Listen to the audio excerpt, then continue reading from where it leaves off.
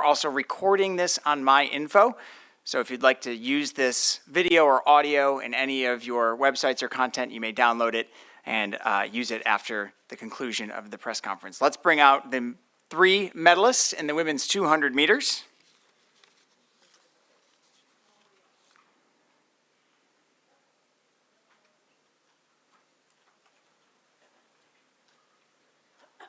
All right. Winning the 4th consecutive bronze medal for the United States of America with a time of 22.20, Brittany BROWN. The 100-meter gold medalist is the 200-meter silver medalist from St. Lucia with a time of 22.08, Julien ALFRED. And claiming her 3rd Olympic medal, but first gold for the United States since Allison Felix did it in 2012 with a time of 21.83, Gabrielle THOMAS. All right, we will now open up the floor for questioning. If you have a question, please raise your hand and we'll bring a mic to you. Please state your name and your outlet before you ask your question. Questions for the 200 meters. Let's start in the back with Sean.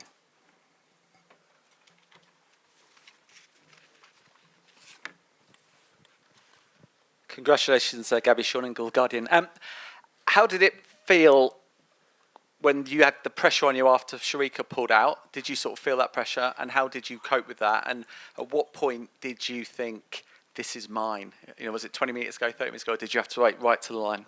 I think that I have been doing really well in the 200 meters all season, so I wouldn't say that I was relieved when Sharika pulled out. I wished her all the best, and it's unfortunate that you can't have your reigning world champion competing. But I was confident before that, and I was confident going into the race. I did not realize that I had won this race until I crossed the line. I knew that I was going to have to execute into the finish. I have an Olympic champion in the lane right next to me. I had Brittany, who got second at our trials, right next to me. So the race wasn't over until it was over, and that's how it went. Next question. Right here. Can you bring the mic right here? Right here. Martine. He's down here. It's very bright lights. Hi, Jack Rathborne from The Independent. Some question for Julien. Just wanted to ask you about the reaction you received since the 100 back in St. Lucia and Castries. It's been incredible support. What do you think your legacy will be there, and what do you hope it will achieve in the years to come? Just watching a few reaction videos, the reaction has been really good so far, and I'm really hoping that what I did at my first Olympic Games can also inspire the youth in St. Lucia and also encourage the government to also invest in the sport. I'm just really hoping that we can have many more athletes come on this stage. I'm hoping that what I did in the past 5 days can really inspire the people back home to do better in the sport. Do we have a question in the back? I think I saw somebody. Oh, right here. There we go. Just put your hand up again so she can see you. There you go. You call on them. Hi, Rob Moore from The Sun. Gabby, are you ready for how your life is going to change now? You're an Olympic champion, carries a different weight. And obviously we've spoken to Noah Lyles about how he wants to use his platform in America. What do you want to do, given that you've now got the gold medal? Oh gosh, I haven't thought about how my life is going to change. I didn't want to think about that going into the race because it is very overwhelming to think about. So far, it's really just been keeping your head down and doing what I've been doing for the last few years to get to this moment. So I'm going to continue to do that because I'd love to continue to succeed in the sport. That being said, my vision for myself is along the same lines of Julien here. I want to inspire the youth to continue to find their passions and be successful. I want young girls to look at us as strong female athletes and feel like they can do it too. I want them to feel like they're encouraged to go into professional sports. I want them to feel encouraged to pursue their dreams, no matter how big or small. And I hope when they look at me and they see what I do, they're inspired to work hard. They're inspired to be kind to people and to give back to their communities when they can. And if I can leave that message with the world, then I've done my job. And of course, I'd love to continue to do well on the track. Brittany, the U.S. sort of has permanent residency with this bronze medal position. The last 4 bronze medalists have been Americans. Can you talk about what it feels like to join that list of some of the greatest American sprinters of all time? It feels amazing to be around these women, to be a part of this class of women in the U.S. It's something that, you aspire to be when you're growing up and you see Allison Felix, you see Carmelita, you want to be that. So to be a part of that now is a refreshing feeling. It feels something like a new venture that I get to embark on and be a part of. And I'm just excited to be a part, to be in community, to be hand in hand with these women, to say I'm one of them. So yeah. You have a question over here? Or was it Uli? Can you raise your hand, please?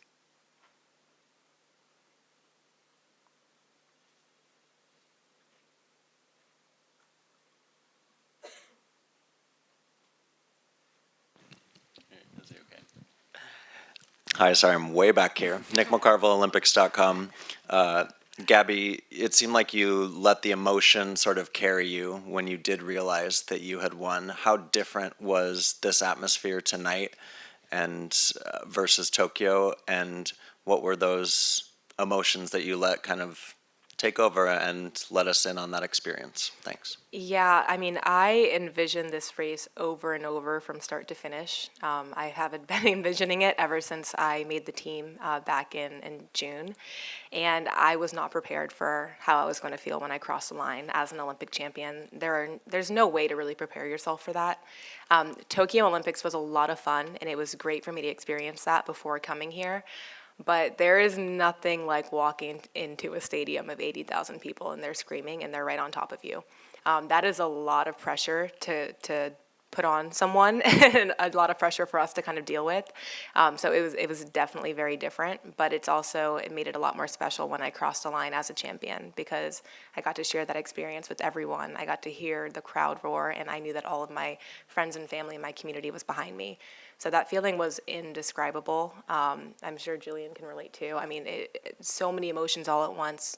I could not have anticipated what my reaction would have been. It was just so many emotions flooding me, just happiness, joy, pride, disbelief, shock, all at once. And it was the happiest moment of my life. In the striped shirt there? No, right up top in the striped shirt. Okay, you can go. Hi, Tara Sullivan from the Boston Globe. Gabby, if you could reflect for a moment on kind of when you went off to college, the runner who went to Harvard originally, what would you tell her now, or can you even imagine where you were then and where you are now? I could never have imagined that I would be an Olympic medalist or even a gold medalist when I went off to Harvard to run track. I would tell myself to keep believing in myself and do what you love, as I would tell any young girl who's going into any part of their life or going to college. I believe what got me to this point was my growing love for the sport. It was my personal growth. And I think Harvard was a great foundation for me. It laid the groundwork for me to be here now. It was just an organic journey for me, and I would encourage anyone to do it that way. Just go where you're comfortable, go where you can grow, go where you're happy, and you will be successful.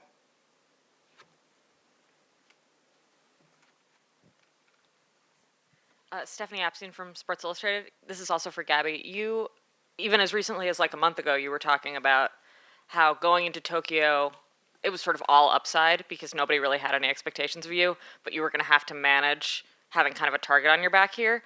How did you feel like you managed it emotionally? Obviously, the results were pretty good, but leading into an hour ago, how did you feel like you were managing that expectation? Yeah, it's very different. It's a lot more fun to run when people aren't expecting things of you, that's for sure. It's a win-win. If you do well, then great, but if you don't do well, hey, you had the experience.